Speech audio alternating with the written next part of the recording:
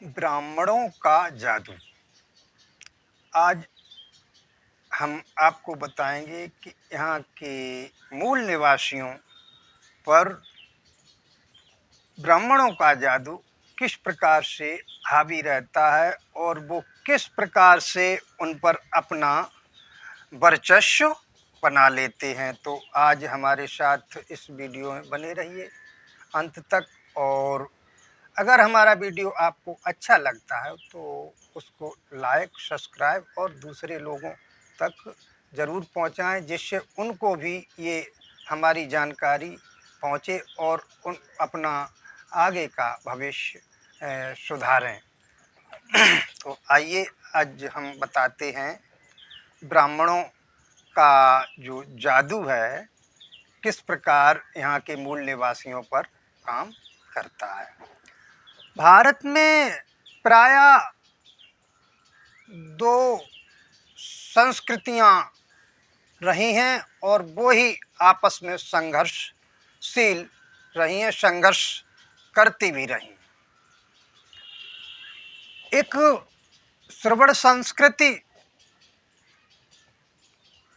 जो बुद्ध काल से चली आ रही है, श्रवण संस्कृति वो संस्कृति है जो लोग श्रम करते हैं उसे श्रवण संस्कृति कहते हैं, और जो दूसरों को बहका करके, फुसला करके, अपना प्रभाव जमा करके उनसे अपना मतलब हल करें, अब उनकी कमाई में से खुद खाएं, उसको कहते हैं ब्राह्मण संस्कृति, ब्राह्मण संस्कृति, जो दूसरे की कमाई को खाने वाले।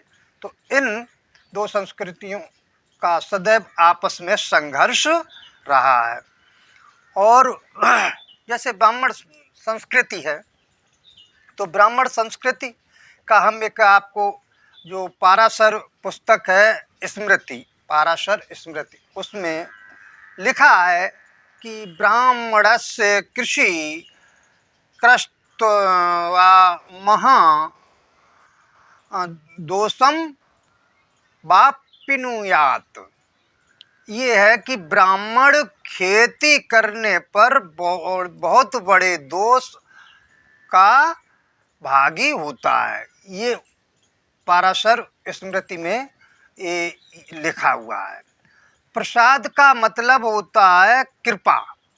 प्रसाद का मतलब ये होता है कि कृपा, जैसे ये नहीं कह देते हैं कि और बताओ, तो ये कह देते हैं कि भैया तुम्हारी कृपा है, तो ये कृपा है। लोग प्रायः कहते हैं कि हम तो ऊपर वाले की कृपा से हैं। ऊपर वाले की को खुश करने के लिए, ऊपर वाले को खुश करने के लिए उसकी कथा की जाती है। ऊपर वाले भगवान की कथा की जाती है, तो उसकी कथा में जो तैयार प्रसाद का सेवन कर लोग वांछित फल चाहते हैं, उसे भगवान की कथा भी कहा जाता है कि आज भगवान की कथा कहेंगे, कराएंगे। प्रसाद को तैयार करने की पूर्व शर्त ये होती है कि खेत से अनाज, फल, गन्ना पैदा करना, इन चीज़ों को पैदा करने में श्रम लगता है, और खाद्य पदार्थों से जो प्रसाद के रूप में लड्डू, चरणामृत, गुलदाने, हलवा तैयार जो किया जाता है,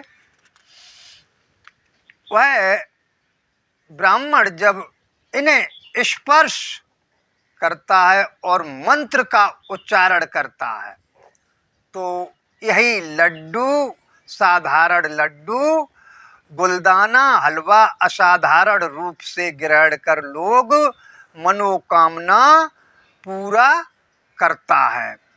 जैसे मंत्र उच्चारण कर दिया ब्राह्मण ने, तो आप समझ लीजिए कि वो भगवान का दिया हुआ प्रसाद हो गया, और जबकि सब मेहनत की हुई आपकी है, आपके द्वारा बनाया गया है।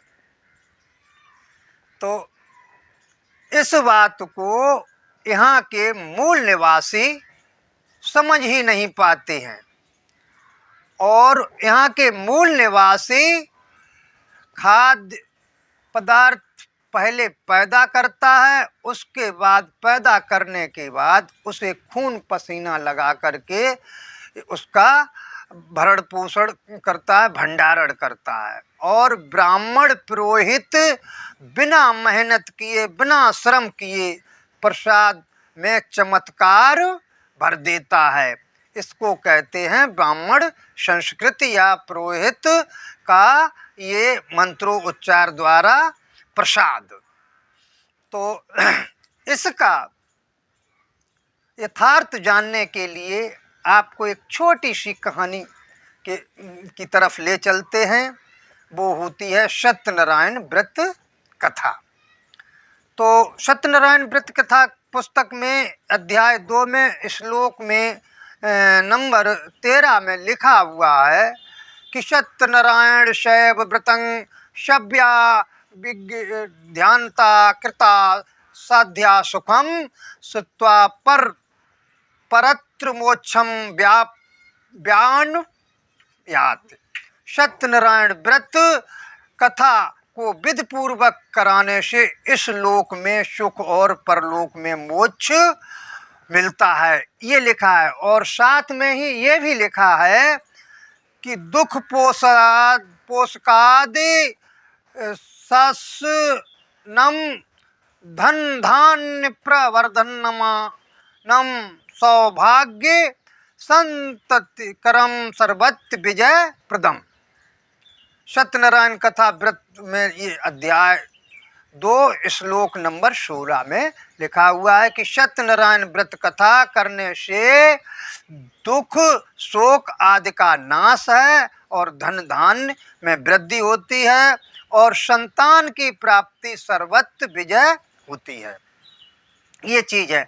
अब आइए इसका हम थोड़ा अपनी तरफ से बताते हैं। अगर सत्यनारायण कथा सुनने से आपके दुख शोक का विनाश संभव है तो फिर लोग दुख में डॉक्टरों के पास, बीमारी में डॉक्टरों के पास क्यों जाते हैं? इसकी ज़रूरत नहीं पड़नी चाहिए। सत्यनारायण व्रत कथा सुनने से अगर धन धान्य मिल जाता है तो आपको मेहनत करने की कोई ज़रूरत नहीं है। और संतान पैदा करने के लिए अगर सत्यनारायण की कृपा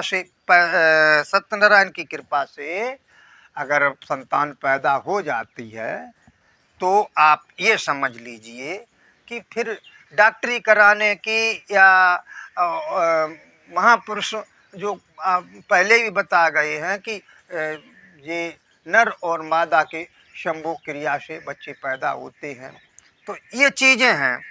तो ब्राह्मण पुरोहितों ने यहाँ की जो जातियाँ थीं, मूल निवासियाँ, इनको सत्यव्रत कथा के माध्यम से उनको भ्रमित कर दिया और क्या करा कि उनको भ्रमित करके अपने वर्चस्व में लीन कर लिया और इससे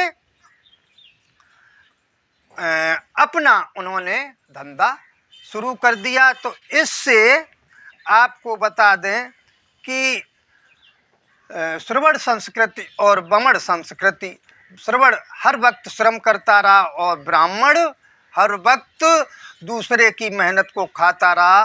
तो ये हमने सत्यनारायण की कथा जैसे कलावती और वो जब कथा सुनाई जाती है तो उसमें धन धान्य और सब बातें।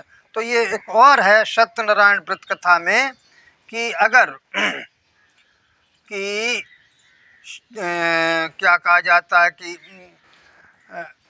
आसीत तुंग ध्वजे राजा प्रजा पालनं पर तत्वा प्रसाद सत्य देवस्य तत्वा दुखम मापिसा एकदा स वन गत्वा हत्वा बहुविधान पशुना अगत्तु बटमूलं च दुष्टवा सत्तस्य पूजनं गोपा कुर्वन्त संतुष्टि भय मुक्तता स बाध्यवा राजा दुष्टवा तुंग दर्पणे न गता न नमाम सा तपो गोपागड़ा सर्वे प्रसादं नश सिन्नवो संस्थान पुरा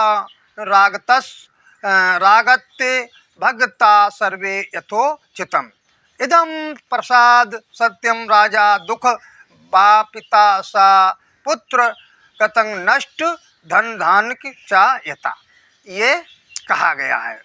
तो प्रजा में तत्पर एक तुंगध्वज राजा थे, उसने सत्यनारायण भगवान का प्रसाद त्यागने से उसे बहुत नष्ट हुआ, ये ब्राह्मणों ने बताया है। और इसका यही वो अर्थ कहा जाता है। इसका अर्थ मैं बता रहा हूँ जो कहा।